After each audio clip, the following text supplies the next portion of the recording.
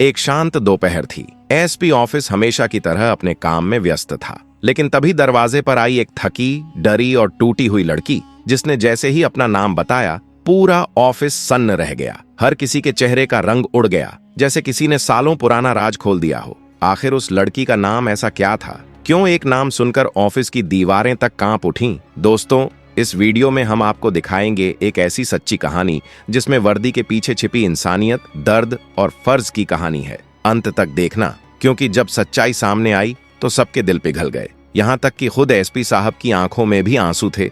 शाम का वक्त था, करीब 7 बज चुके थे। सूरज धीरे धीरे आसमान के पार खो चुका था और अब सरकारी दफ्तरों में ट्यूबलाइट्स की सफेद रोशनी चमकने लगी थी। पूरे दिन की भाग दौड़ और भीड़ भाड़ के बाद अब वहां एक अजीब सी खामोशी पसरी हुई थी। बड़े से ऑफिस हॉल में पंखा अपनी धीमी रफ्तार में घर्र घर्र की आवाज निकाल रहा था। कुछ सिपाही थके चेहरों के साथ बस ड्यूटी खत्म होने का इंतजार कर रहे थे। एक कोने में बैठे उम्रदराज सिपाही पांडे जी अपनी कुर्सी पर पैर फैलाकर सुस्त भाव से अखबार के पन्ने पलट रहे थे। वहीं दूसरी तरफ एक नौजवान शर्मा मोबाइल पर कोई वीडियो देखकर हल्के से मुस्कुरा रहा था।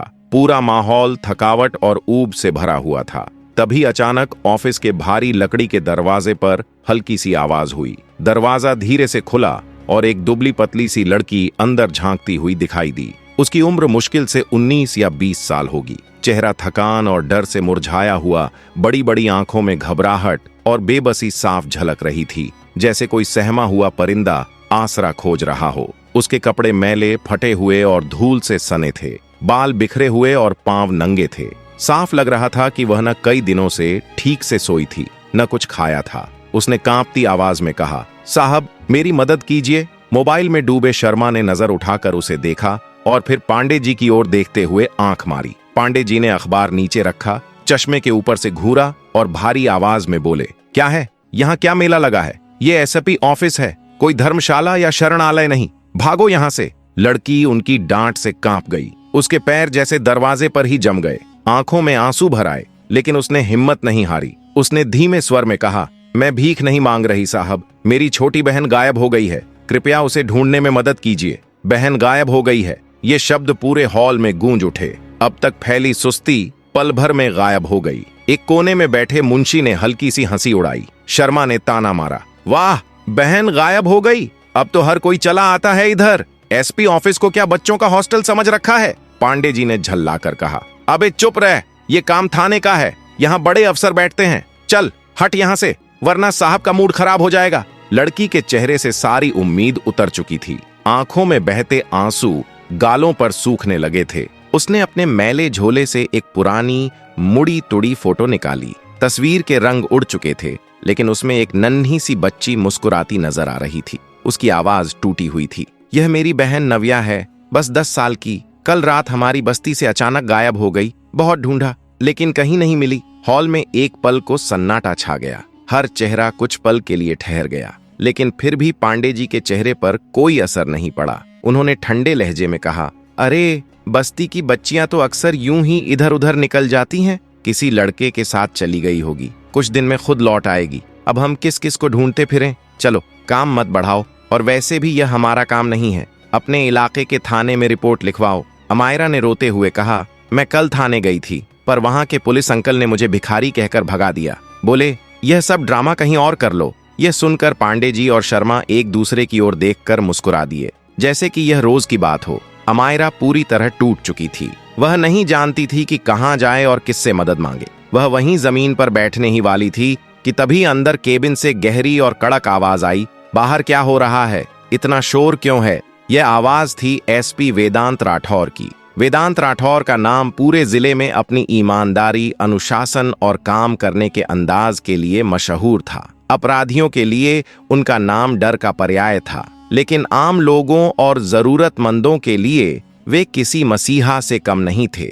उनकी आवाज सुनते ही हॉल में अचानक सन्नाटा छा गया। पांडे जी अपनी कुर्सी से उछलते हुए अखबार समेटने लगे। शर्मा ने तुरंत मोबाइल अपनी जेब में डाल लिया। सभी सजग होकर खड़े हो गए। पांडे जी घबराते हुए बोले, सर कोई समस्या नहीं है। एक लड़की आई है, कह रही है कि उसकी बहन गायब है। केबिन के अंदर फाइल पलटने की आवाज आई और फिर वेदांत की आवाज गूंजी, किसी का गायब होना मामूली बात नहीं है पांडे, फरियादी की शिकायत और किसी की भीख में फर्क करना सीखो। उसे अंदर बुलाओ। पांडे जी का चेहरा उतर गया। उन्होंने डरती हुई अमायरा की ओर इशारा किया और धीरे कहा, जाओ, साहब बुला रहे हैं। कांपते हुए कदमों से अमायरा केबिन की ओर बढ़ी। उसका दिल जोर जोर से धड़क रहा था। उसे डर था कि कहीं अंदर वाला अफसर भी बाहर वालों जैसा कठोर न हो। धीरे से दरवाजा खटखटाते ही अंदर से आवाज आई, आ जाओ। अमायरा ने डरते डरते केबिन में कदम रखा।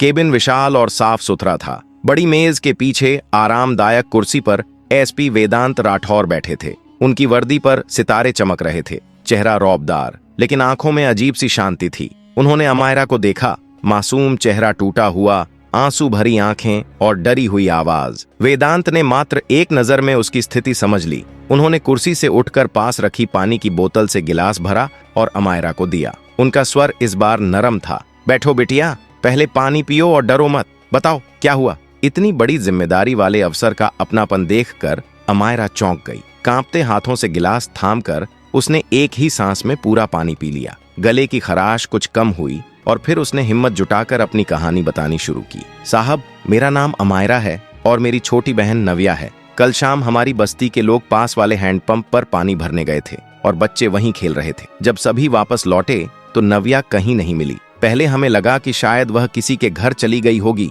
लेकिन हमने पूरी रात उसे ढूंढा, हर गली, हर घर, पास के मैदान में, फिर भी उसका पता नहीं चला। सुबह मैं थाने गई, पर वहां के पुलिसकर्मियों ने मुझे भिखारी कहकर भगा दिया। अमायरा ने रोते हुए अपनी धुंधली, झुर्रियों भरी फोटो एसपी वेदांत राठौर की मेज पर रख दी। वेदांत ने फोटो उठाई। एक मासूम बच्ची की हंसी वहां कैद थी। उन्होंने कुछ पल तक तस्वीर को देखा, जैसे कोई पुरानी यादें ताजा करने की कोशिश कर रहे हों। उनकी निगाहें तस्वीर पर टिकी रह गईं। केबिन में कुछ क्षण के लिए अजीब सा सन्नाटा छा गया, जैसे समय थम गया हो। फिर वेदांत ने नजरें हटाते हुए अमायरा से पूछा, बिटिया, अपना नाम क्या बताया तुमने? जी साहब, अमायरा, उसने धीरे से कहा। अमायरा, ये फोटो बहुत पुरानी लग रही है, कहाँ खिंचवाई थी? अमायरा की आंखों में एक बार फिर उदासी फैल गई। बहुत साल पहले साहब, मेरे पिताजी ने ये फोटो मेले में खिंचवाई थी। उसके बाद तो वह हमें छोड़कर चले गए। अब हम दोनों ही एक दूसरे का सहारा हैं। मैं पास की एक कोठी में सफाई का काम करती हूँ और नव्या का ध्यान रखती हूँ। वह मेरी पूरी दुनिया है साहब, प्लीज उसे ढूंढ लीजिए। वेदांत का गला भर आया। उन्होंने धीरे से पूछा, तुम्हारे पिताजी का नाम क्या था? रघुवीर सिंह।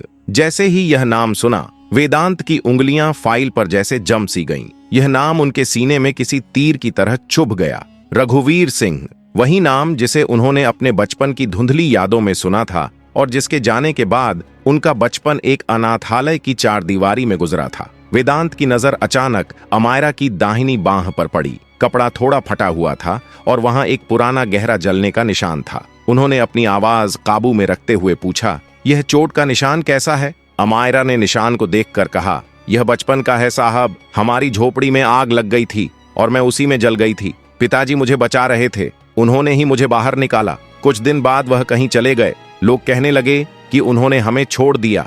एसपी वेदांत का दिल किसी तेज दौड़ती ट्रेन की तरह धड़कने लगा। उनके कानों में आग और चीखों की आवाज गूंजने लगी।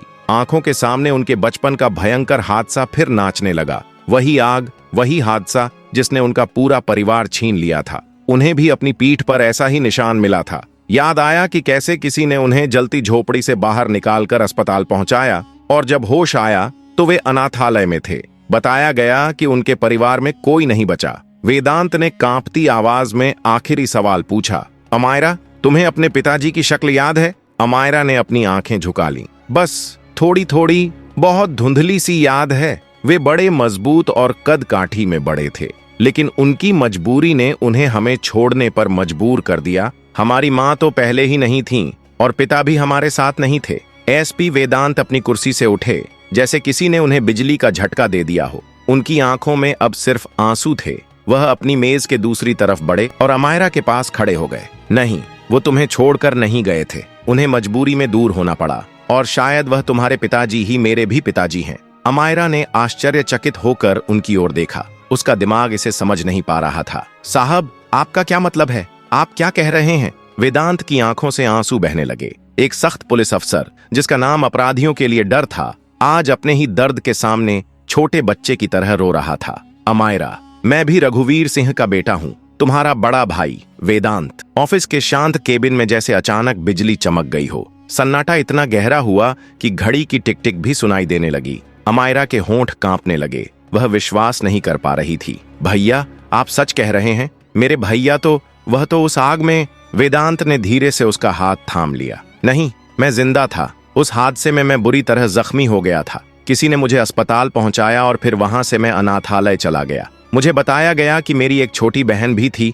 जो हादसे में नहीं रही।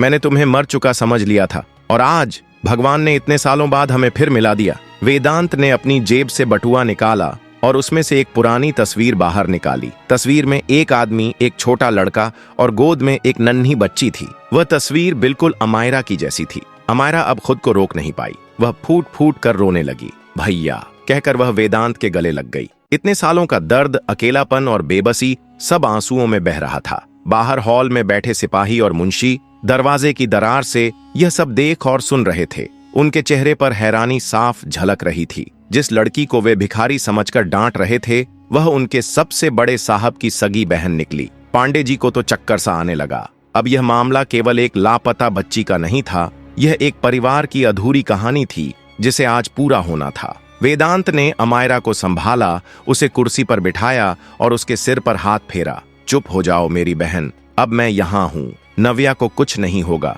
मैं उसे ढूंढ लाऊंगा, चाहे वह जमीन के नीचे हो या आसमान में। उनके अंदर का अफसर अब पूरी तरह जाग चुका था, लेकिन इस बार मिशन पर्सनल था। उन्होंने इंटरकॉम का बटन दबाया। उनकी आवाज में वही पुरानी कड़कपन लौट आई थी, लेकिन अब उसमें एक अजीब सी अर्जेंसी भी थी। पांडे, शर्मा, तुरंत मेरे केबिन में आओ। दोनों सिपाही जैसे हवा में उड़ते हुए अंदर आए। उनके चेहरे पर डर साफ झलक रहा था। वे नजरें झुकाकर खड़े हो गए। वेदांत अपनी कुर्सी पर वापस बैठ गए। उनका चेहरा इस्पात की तरह कठोर था। पूरे जिले में अलर्ट जारी करो। शहर के बाहर निकलने वाले हर रास्ते को सील करो। हर चौकी और थाने में इस बच्ची की तस्वीर भेजो। वायरलेस पर तुरंत मैसेज फ्लैश करो। एक 10 साल की बच्ची, नाम नव्या, कल रात से बस्ती इलाके से लापता है। हर हाल में उसे ढूंढना है। ये केस अब मेरी सीधी निगरानी में रहेगा। मुझे हर आधे घंटे में अपडेट चाहिए। दोनों सिपाही जैसे ही जय हिंद सर बोलकर भागे, मानो उनकी जान बच गई हो। कुछ ही देर में पुलिस की पूरी मशीनरी सक्रिय हो गई। जो ऑफिस कुछ मिनट पहले सुस्ती में डूबा था, अब हलचल और तेजी से भर गया। फोन की घंटियां बजने लगीं, वायरलेस खड़कने लगा और शहर की सड़कों पर जीपें सायरन बजाते हुए दौड़ने लगीं। जिस थाने ने पहले अमायरा को धक्का देकर भगा दिया था, वहां के थानेदार के हाथ पैर कांपने लगे जब उसे वेदांत का सीधा फोन आया। वेदांत ने सख्ती से कहा, शर्मा जी, जिस लड़की को आपने सुबह भगाया था वह मेरी बहन है और जो बच्ची गायब है वह भी मेरी बहन है। अगर कल सुबह तक वह मुझे सुरक्षित नहीं मिली तो अपनी वर्दी उतारने के लिए तैयार रहना। थानेदार के पसीने छूट गए। उसने अपनी पूरी फोर्स बस्ती में उतार दी। वेदांत ने अमायरा को अपने पास बिठाए रखा और बार बार उसे दिलासा देते रहे, चिंता मत करो अमायरा, हमारी पुलिस बहुत काबिल है, वह जरूर नव्या को ढूंढ लेगी। समय धीरे धीरे बीत रहा था। रात गहराती जा रही थी। अमायरा की बेचैनी बढ़ रही थी, लेकिन अपने बड़े भाई के पास होने से उसे अद्भुत साहस भी मिल रहा था। लगभग रात 11 बजे वेदांत के वायरलेस पर एक संदेश आया। एक खबरी ने बताया कि बस्ती के पास पुरानी जूट मिल के गोदाम में कुछ लोगों ने एक बच्ची को छिपा रखा है। वे लोग शायद उसे बेचने की फिराक में थे। वेदांत ने तुरंत एक टीम को रेड करने का आदेश दिया। वह खुद भी गोदाम की ओर बढ़ने ही वाले थे कि अमायरा को देखकर रुके। उसे अकेला छोड़ना ठीक नहीं था। अगले 15 मिनट उनके लिए सदियों जैसे थे। हर सेकंड काटना मुश्किल हो रहा था। फिर वेदांत के फोन की घंटी बजी। दूसरी तरफ से इंस्पेक्टर की आवाज आई, सर मुबारक हो, बच्ची मिल गई है। वह थोड़ी डरी हुई है लेकिन बिल्कुल सुरक्षित है। हमने 2 लोगों को गिरफ्तार कर लिया है। ये सुनते ही वेदांत की आंखों में चमक आ गई। उन्होंने अमायरा के कंधे पर हाथ रखा और मुस्कुराते हुए कहा, मिल गई अमायरा, हमारी नव्या मिल गई। अमायरा खुशी से उछल पड़ी। उसके चेहरे पर महीनों बाद वही रौनक लौट आई थी जैसी उस पुरानी तस्वीर में थी। आधे घंटे बाद पुलिस की जीप एसपी ऑफिस के सामने रुकी। एक महिला कांस्टेबल नव्या को लेकर आई। नव्या बहुत डरी हुई थी। रो रो कर उसकी आंखें सूजी हुई थीं। जैसे ही उसने अमायरा को देखा, वह दीदी कहकर दौड़ पड़ी और अमायरा से लिपट गई। दोनों बहनें एक दूसरे से लिपटकर बहुत देर तक रोती रहीं। यह खुशी के आंसू थे, मिलन के आंसू थे। वेदांत एक कोने में खड़े होकर यह सब देख रहे थे। उनकी आंखों में नमी थी। आज वह सिर्फ एक अफसर नहीं थे, बल्कि एक बड़े भाई और परिवार के मुखिया थे जिन्होंने अपने खोए हुए हिस्से को फिर से पाया था। अमायरा ने उसे समझाया, नव्या, ये हमारे भैया हैं, हमारे बड़े भैया। मासूम नव्या ने चुपचाप पूछा, हमारे भी भैया हैं? वेदांत मुस्कुराए और उसे गोद में उठा लिया। हाँ बेटा, तुम्हारे भी भैया हैं। उस रात वेदांत ने उन सिपाहियों को कुछ नहीं कहा जिन्होंने अमायरा के साथ बदतमीजी की थी। उनकी सजा तो अपने ही जमीर ने दे दी थी। फिर वेदांत दोनों बहनों को लेकर ऑफिस से बाहर निकले। उनकी सरकारी गाड़ी तैयार खड़ी थी। उन्होंने दोनों को प्यार से पीछे की सीट पर बिठाया और खुद ड्राइविंग सीट के बगल में बैठ गए। जब गाड़ी उनके बंगले की ओर चली, अमायरा और नव्या हैरान होकर बाहर की चमकती दुनिया देख रही थीं। उनके लिए यह सब किसी सपने जैसा था। कल तक जो फुटपाथ पर सोती थीं, आज वह अपने सगे भाई वेदांत के साथ सरकारी गाड़ी में अपने घर जा रही थीं। गाड़ी बंगले के गेट पर रुकी और वहां एक खूबसूरत सुलझी हुई महिला खड़ी थी, कियारा, वेदांत की पत्नी। वेदांत मुस्कुराए और बोले, कियारा, ये अमायरा और नव्या मेरी बहनें हैं। कियारा चौंकी और आंसुओं के साथ दोनों को गले लगा लिया। घर विशाल और सुंदर था। कियारा ने उन्हें नहलाया, कपड़े दिए और फिर चारों ने साथ में खाना खाया। नव्या ने पूछा, भैया, अब हमें बस्ती में जाना पड़ेगा? वेदांत ने कहा, कभी नहीं, तुम दोनों मेरे साथ रहोगी, पढ़ोगी, लिखोगी और बड़ी अफसर बनोगी। उस रात अमायरा और नव्या बिस्तर पर आने वाले सुनहरे कल के सपने बुन रही थीं और वेदांत और कियारा बालकनी में उनका उज्जवल भविष्य देख रहे थे। तो दोस्तों, ये थी वेदांत और उनकी बहनों की कहानी। आपको यह कहानी कैसी लगी? अपने विचार कमेंट में जरूर बताएं और अगर आपको पसंद आई हो तो वीडियो को लाइक, शेयर और चैनल को सब्सक्राइब करना न भूलें। जय हिंद।